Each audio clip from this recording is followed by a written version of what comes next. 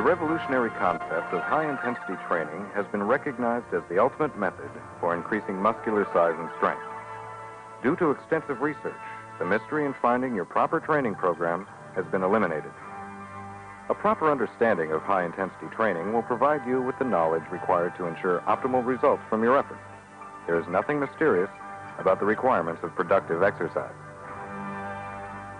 When formulating a high-intensity training program, the first thing to do is arrange the exercises in their proper sequence.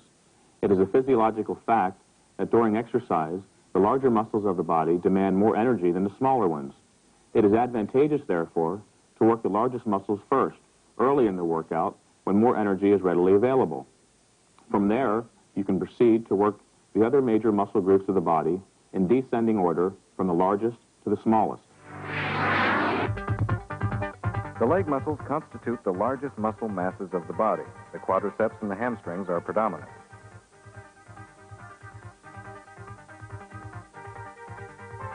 Below the knee, we have the gastrocnemius muscle, better known as the calves.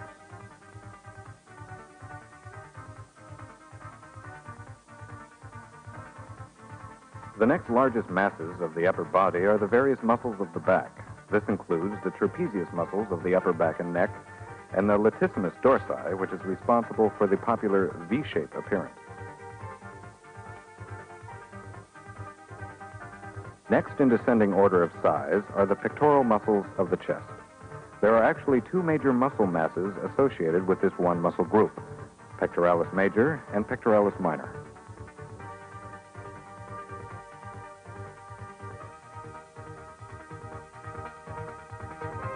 The next muscle group down with respect to overall size are the shoulder muscles. The three major muscles, or deltoid heads, which allow freedom of movement in all directions, are the anterior deltoid, the lateral deltoid, and the posterior deltoid. This corresponds to the front, side, and rear portions of the shoulder area.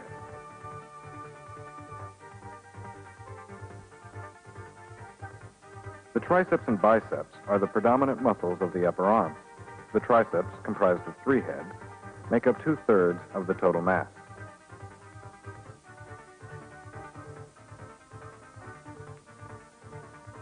The biceps are comprised of only two heads, but draw more attention than other body parts despite their relatively small size.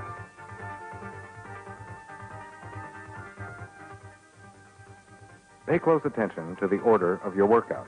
Abdominal muscles should be worked last in order to provide a winding down effect at the end of your workout.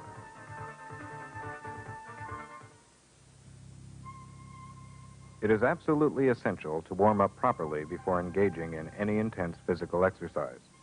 This acts as a safeguard against possible injury. Recommended are various stretching movements, including head rotation, toe touching, seated leg splits, and squats. Spend no more than 10 minutes engaged in warm-up activities, then move immediately to the workout so as not to lose the benefits of the warm-up. Further specific warm-up action will occur within a particular muscle group during the first several reps of an exercise. When engaging in various stretching movements, you should not force yourself into the stretch position. Doing this will elicit a nerve impulse which will cause your muscles to contract. Instead, you should gently stretch into a comfortable position and hold it for several seconds until your muscles relax. Then gently stretch a little further until you feel sufficiently loose and prepared. Now let's get back to the workout itself. To ensure that the entire muscle is worked, it is important that you perform all of the exercises through a full range of motion. You must move from a fully extended position to a fully contracted position. Once the fully contracted position is reached, pause momentarily before lowering the weight slowly back to the starting position. If a momentary pause is impossible while the muscle is in the fully contracted position, the weight is too heavy. You should be able to hold the weight in a fully contracted position. As you continue to move the weight into the second half or negative phase of the repetition, you must remember to slowly lower the weight to the point where the muscle is fully extended. Keep in mind, what you are after is the activation of as many muscle fibers as possible. The key is to obtain a full contraction, as well as a full extension of the muscle at work.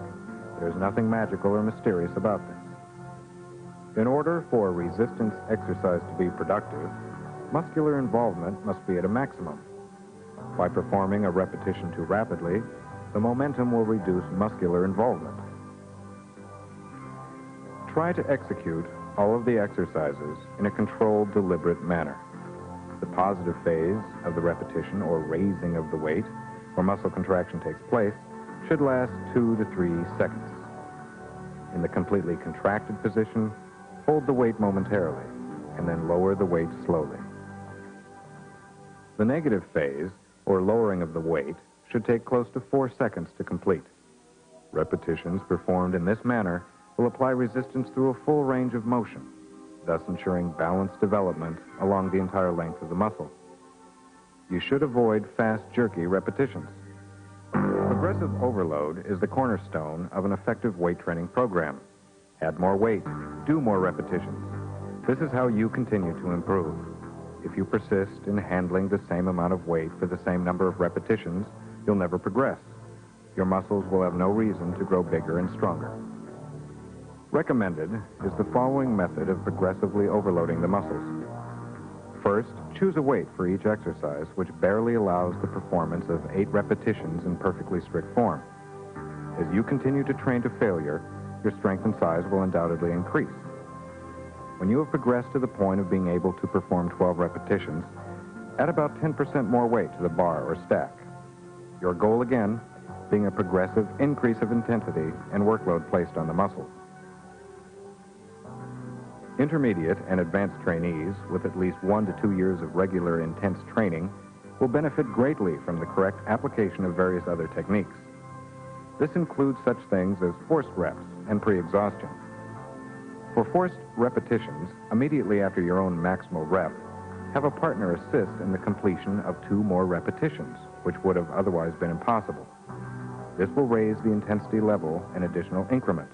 After exhausting your capacity to control negative resistance movement, you attain a state of total muscular failure. For the additional performance of negative repetitions, have a partner assist in raising the weight.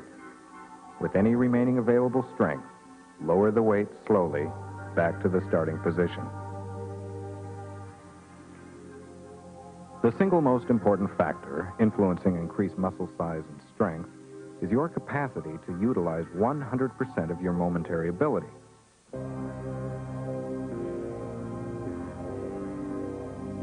Training to failure should be followed by everyone wishing to induce maximum muscle growth. By performing an exercise to a point where you can no longer raise the weight in perfectly strict form from complete extension to full contraction, you ensure that the breakover point is reached, the level of effort in a set at which growth stimulation commences. Theoretically, there is no problem. On a more practical level, however, this becomes impossible when an exercise involves 2 or more muscles where one is a weak link. Many conventional weight exercises involve the use of several muscle groups. These compound movements, as they are so called, are seen to involve stronger primary muscles and weaker secondary muscles. In a bench press, for example, it isn't the pectorals that prevent you from lifting more weight or doing more repetitions. It's the smaller, weaker tricep muscles. Situations like this consistently prevent the primary muscles from being worked to a maximum and receiving full growth stimulation. As in the case of the fly's bench press combination, the remedy consists in first isolating and tiring the primary muscle, then using secondary muscles in a compound movement for assistance. Practiced in this manner, primary isolation exercises carried to failure will allow smaller, weaker muscles a temporary strength advantage over the fatigued primary muscles in the succeeding compound phase. As Ray demonstrates, proceed immediately with 0 rest time from an isolation exercise to a compound exercise. Taking more time than this will seriously compromise the effectiveness of this method. A delay of only 3 to 5 seconds will allow the fatigued muscle to regain up to 50% of its initial strength.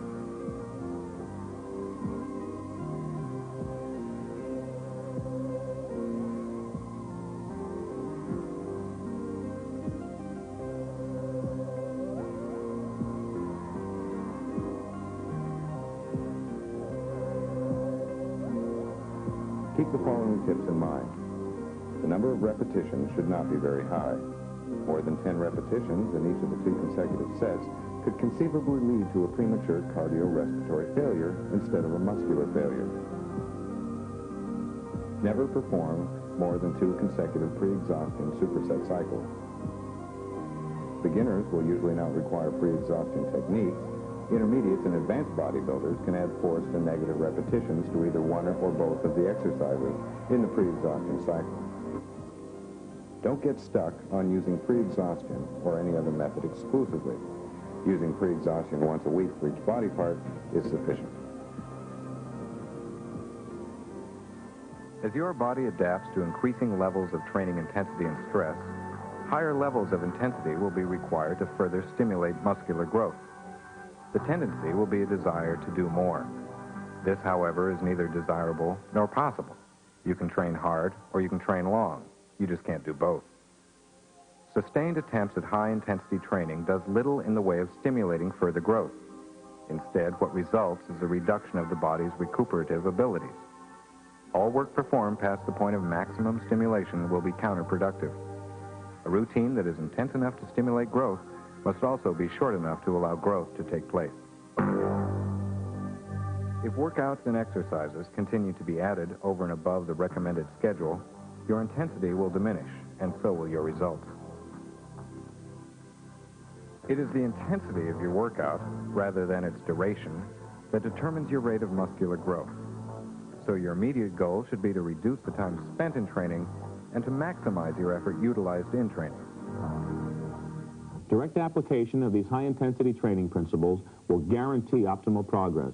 While it is true that each of us are unique as personalities, it is also true that we are physiologically alike, making our training requirements practically identical. Yes, there are those who will gain faster than others, owing to differences in existing levels of fitness and development, age, and in innate adaptability to exercise.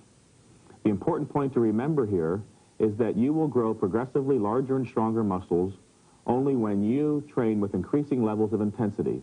This is universal and applies to all human beings. Intense training is purposeful behavior aimed at the goal of increasing muscular size and strength. In order to train as hard as possible, you must retain a clear image of your purpose. Once your goal is sharply but realistically defined, all that remains is carrying out your plan. Don't, however, worry about your individual potential.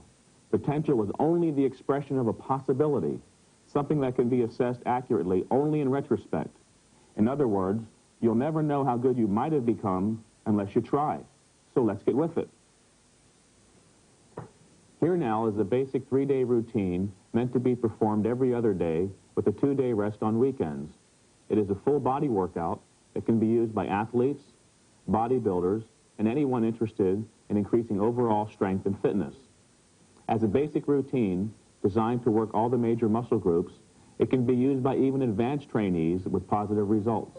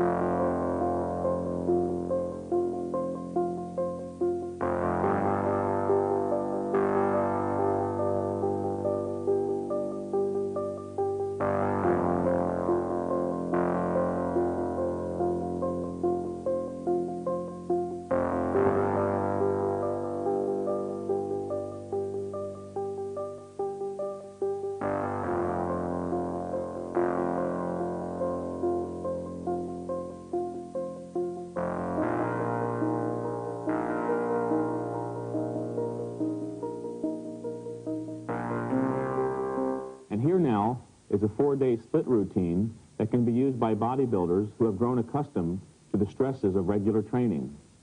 The scheme is to work half the body on Mondays and Thursdays, and the other half on Tuesdays and Fridays, with Wednesdays, Saturdays, and Sundays off for rest. We'll begin by looking at Mondays and Thursdays, and then continue by looking at Tuesdays and Fridays.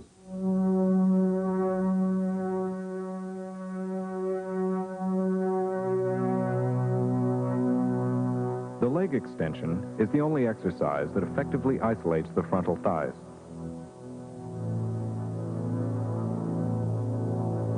After this, immediately move on to perform squats.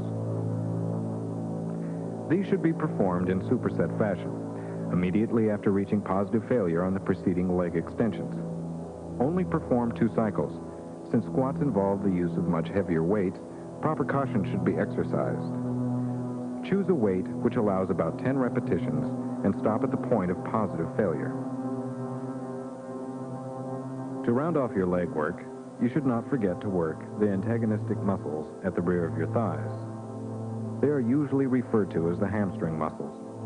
Perform these leg curls for only 1 set to positive failure.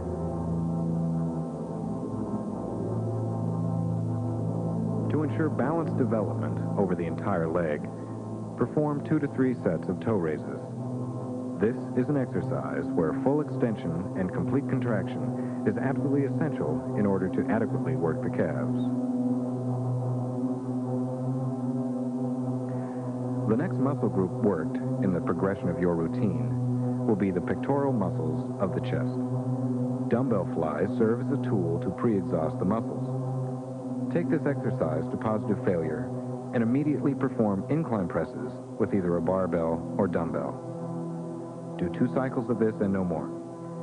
The pre-exhaust phase has now allowed the pectoral muscles to continue to contract closer to 100% of their momentary ability. Do not allow more than 3 seconds between exercises. The last muscle to be worked on the Monday-Thursday schedule will be the triceps. Triceps extensions, when performed strictly, serve as an excellent isolation exercise. Care should be taken to ensure that the elbows point straight up. Follow this immediately with a compound movement. Dips will serve to complete this phase. 2 cycles are all that's required.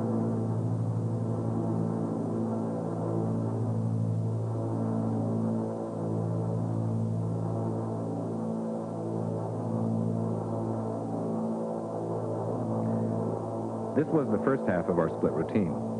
Now let's move on to the second half, which is to be performed on Tuesdays and Fridays.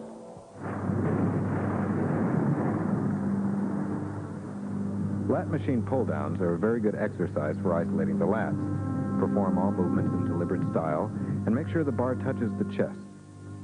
Upon reaching positive failure, proceed immediately and perform bent-over barbell rows. The rows will serve as our compound movement. All motion should be strict and deliberate, again taking care that the bar touches the chest. Perform the rows to total failure and attempt to complete 2 full cycles. The next group to be exercised are the trapezius of the upper back. Do a set of shrugs to positive failure and immediately proceed to the upright barbell rows for the compound phase. The traps will receive a thorough workout by pre-exhaustion techniques. Complete 2 cycles and do no more. Next, we'll move on to work the deltoid muscles. Lateral raises effectively serve as an isolation movement. From here again, we'll immediately proceed to the press behind the neck. Perform 2 cycles, high-intensity style. In order to finish the deltoid group, suggested is the performance of 2 sets of bent-over laterals. Go to positive failure. The only muscle group that remains to be worked is the biceps. As with previous muscles, we will first pre-exhaust them by performing a set of barbell curls. Go to positive failure and immediately perform a set of palms-up chins. Due to the additional muscles involved, a few extra repetitions can be carried out. Do this to total failure and complete 2 cycles.